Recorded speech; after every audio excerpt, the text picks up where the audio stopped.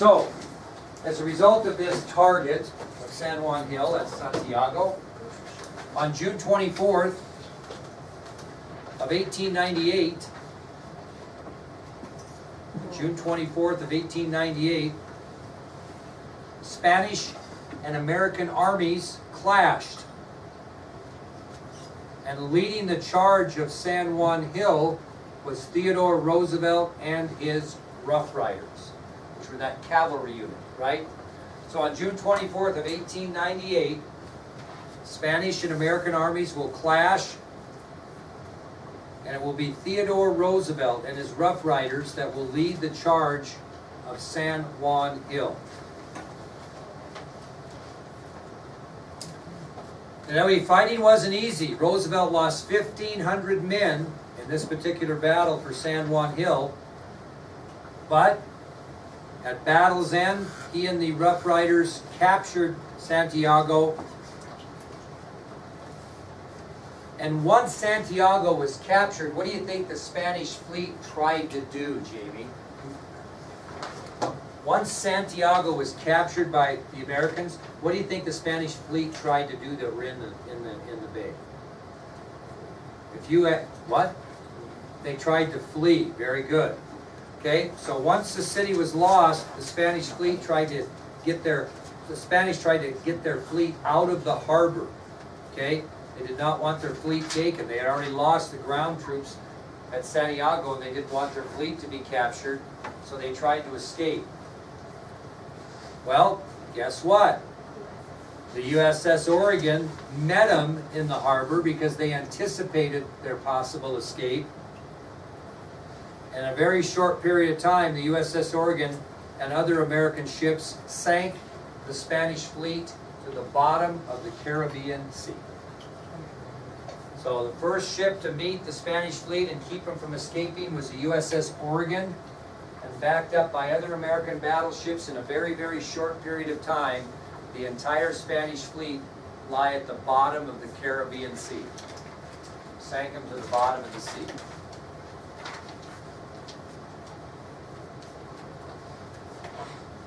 So, in a very short summer, the Spanish-American War comes to an end, and what is the result of that? What's the result of the Spanish-American War legitimately? We got the Philippines, very good, and what happened to Cuba and Puerto Rico? They got to be free and on their own government. So, as a result of the Spanish-American War victory, both the islands of Cuba and Puerto Rico were free from Spanish rule, and we had gained a very valuable area territory known as the Philippines. Which will take us to our next subtopic, which is the spoils of war for the United States. Now, that means what did we get out of the deal, right? Spoils of war for the United States means what did the United States gain for their victory in the Spanish-American War?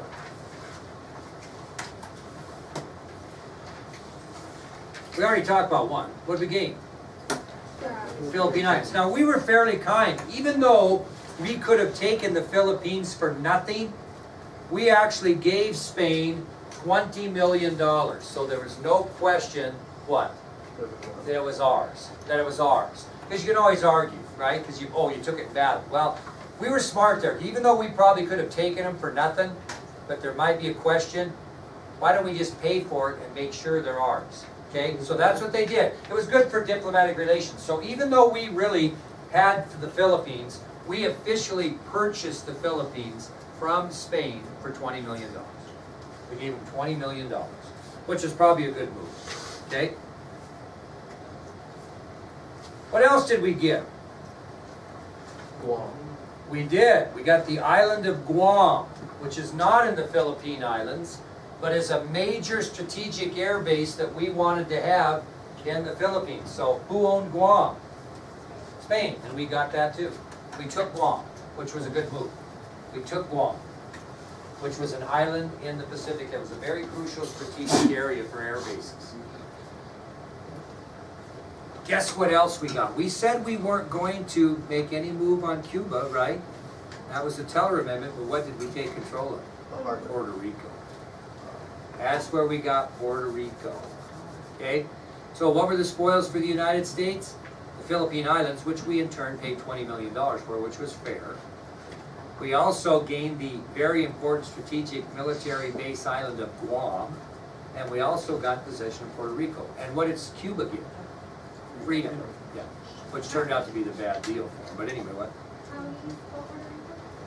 Puerto Rico is P-U-E-R-T-O, P-U-E-R-T-O, and Rico is R-I-C-O, P-U-E-R-T-O, and then Rico is R-I-C-O. Now, this is kind of interesting because the Secretary of State at the time was a guy by the name of John Hay, who's on your ID sheet, John Hay. And when he was asked what he thought about the Spanish-American War, he referred to it as that splendid little war. Because we gained everything out of the deal and sacrificed, not, you know, it's not nothing, but 1,500 men we lost. But that's part of war. And we gained Puerto Rico, Guam, the Philippine Islands, and freedom for Cuba, which was better for us because I think we had intentions that Cuba would come under a democratic government, which was just 90 miles away from Key West, Florida. Unfortunately, it's going to come under communist control from a guy named Fidel Castro forever and ever and ever. Yep. Why didn't we just like take full control of Cuba? Because we said we wouldn't. That's a good question, but that was the concern by these foreign countries. We made it clear through the Teller Amendment that we would have no intention that when we defeated Spain, hands off Cuba, they can have their own government. So I think we wished we would have. We were just helping them because Yeah. we were in the same boat. Once? Kind of. I think that's exactly right. And I think if you know, the powers to be could have anticipated or looked in the future and said, oh my God, look what happened to Cuba, we wouldn't have probably taken a different stand, but you can't predict the future, okay? And Cuba's been like our arch enemy forever, okay? Didn't we cut them off? Oh, we had a Cuban Missile Crisis, we've had messes. Our relationship isn't bad now. But I tell you, President Obama got criticized to the maximum for what? Well, what did he get criticized for? What did he do in Cuba? What did he do to better relations? This is up your alley. They had a big World Baseball Classic in Cuba because Cuba has great players. And we took the United States team into Cuba and did some exhibition playing with theirs, and oh my God.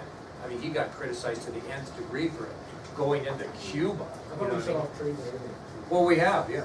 Yeah, we have, yeah. How crazy. And we'll get into that. You know what? We're making such good progress, Cole, that we'll get into the Cuban Missile Crisis before we're done here, and it'll all tie in. But yeah, Cuba became a mess after this. It's really unfortunate that we didn't end up with it, but we promised we would not. Okay, that's going to take us to a presidential election of 1900. And you don't have to worry, I'm not going to hold any of these other elections, you know, against you, so to speak, in the test. We're kind of starting over. So the election of 1900. Who's the president? William McKinley, and he's a Republican, right? And so he's going to be easily nominated by the Republican Party for re-election. No problem at all. So William McKinley will try to seek a second term.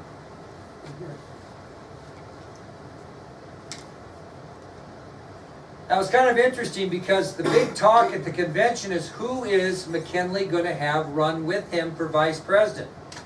And the natural choice was who?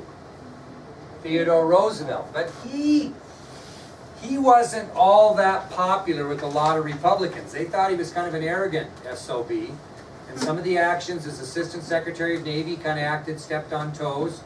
And a lot of people, though, now I want you to think about this. So if the Republicans don't really like him, would he be a good choice for vice president? He might be, because what's the vice president do? Nothing. I mean, they felt like we'll just push him completely out of politics by making him vice president, because you don't really do that much as vice president. Because you know what he was at the present time? After the Spanish-American War, he was elected governor of New York.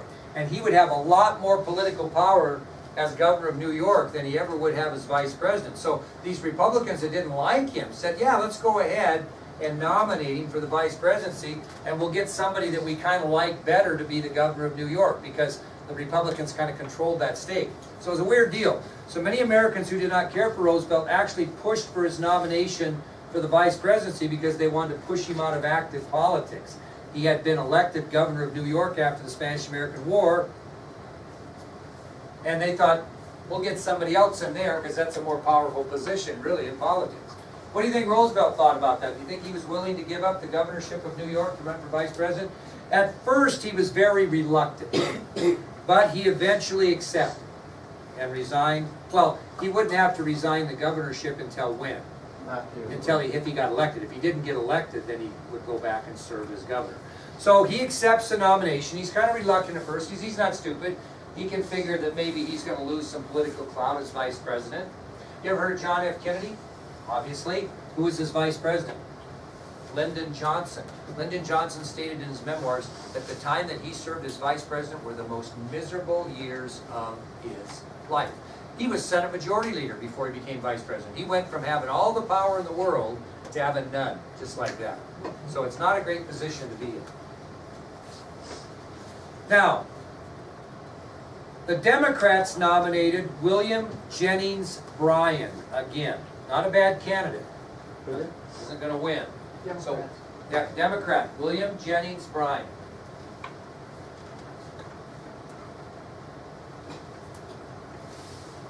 Now, this was interesting because isn't this the same two candidates that ran in 1896? Well, McKinley didn't even hardly campaign. He didn't stray very far away from the White House. He felt he was popular enough to win. And Bryan went all over the country campaigning like a madman. Well, McKinley was probably the smarter because he wins the election easily, 292 electoral votes to 155. Okay, 292 to 155. 292, 155. So that's not a bad victory, 292 to 155. And McKinley barely left the White House and Bryan's all over the country. Okay, so that's how it worked out. Now, when McKinley was re-elected president in 1900, and Roosevelt became the vice president, one very prominent Republican leader said, quote, "Do any of you realize there is only one life between that madman," meaning Roosevelt, and the White House?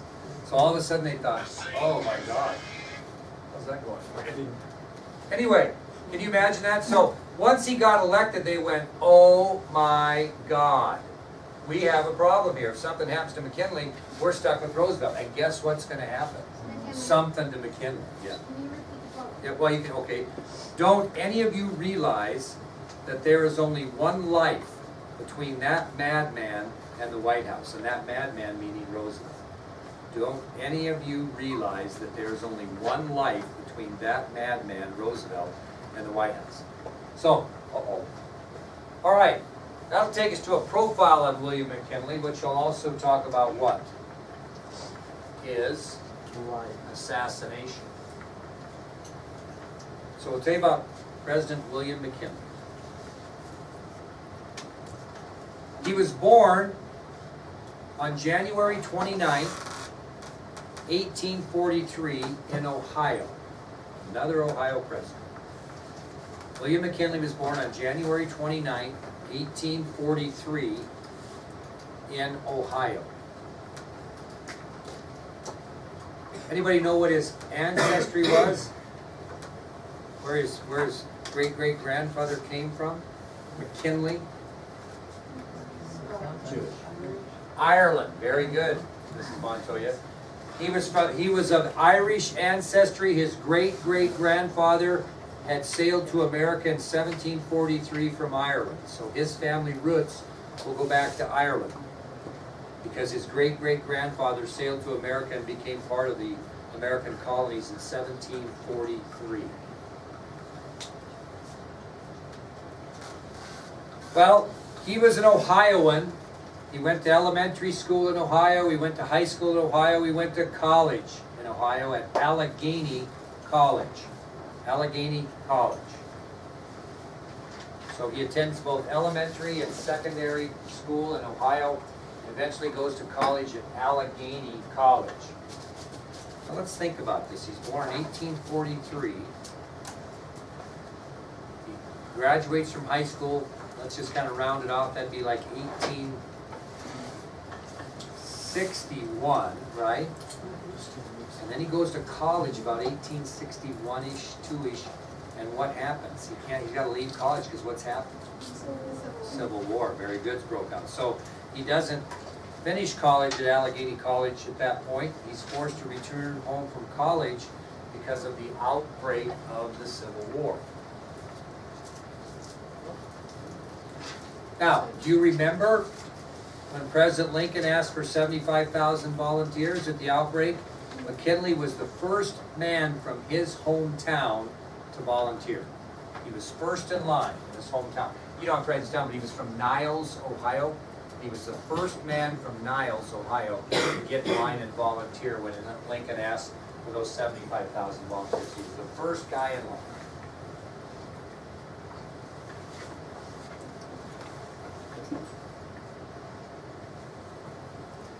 During the Battle of Antietam, we remember that. His duty was to deliver food and supplies to Union troops. That's what he did. Did not always come under friendly circumstances. Most often not. So his job during the Battle of Antietam was to deliver food and supplies to Union troops during the battle. And because of the bravery that he displayed under fire during that battle, delivering the food and supplies, he was promoted to the rank of second lieutenant. Okay?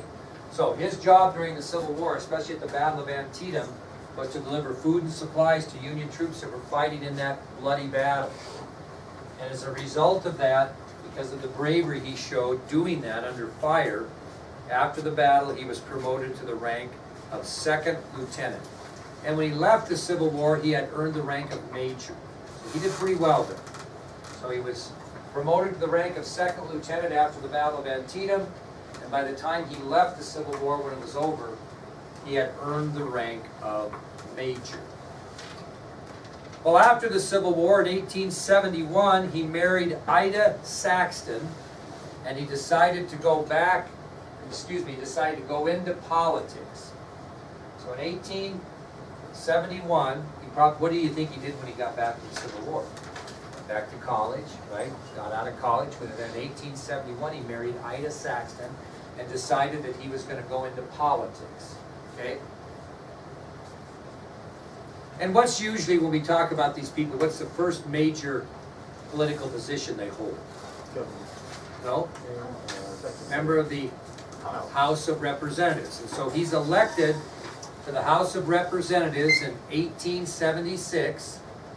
And then what does he do? Somebody said he's elected governor of Ohio.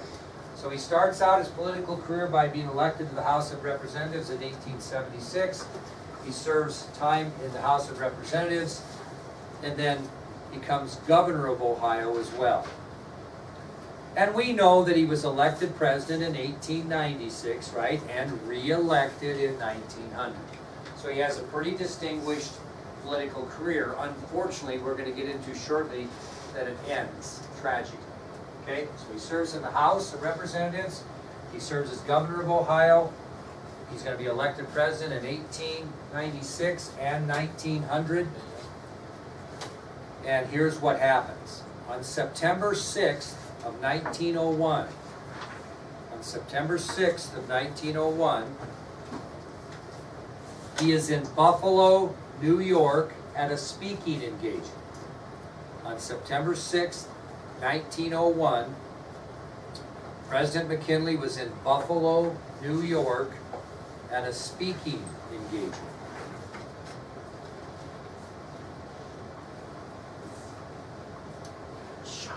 Well, when the president reached out, Ray, to shake hands with a supposed supporter, a man was hiding a concealed revolver and a handkerchief in his hand, and he simply reached out to President Lincoln and fired the revolver into his chest. McKinley, what did I say? Okay, sorry, yeah. When the president reached out to shake hands with what he thought was a supporter after his speech, he was shot twice by a man who was hiding a concealed revolver and a handkerchief in his right hand. He had it wrapped up, and he shot him twice at pretty close range. Well, McKinley was rushed to a local hospital for emergency surgery, keeping in mind this is 1901, not 2019, and medicine was much different then. And he eventually dies of his wounds 8 days later on September 14th. So after he is shot twice, he's rushed to a local hospital and given emergency surgery. Unfortunately, 8 days later, he dies of his wounds. He was later, buried in Canton, Ohio. He was later buried in Canton, Ohio.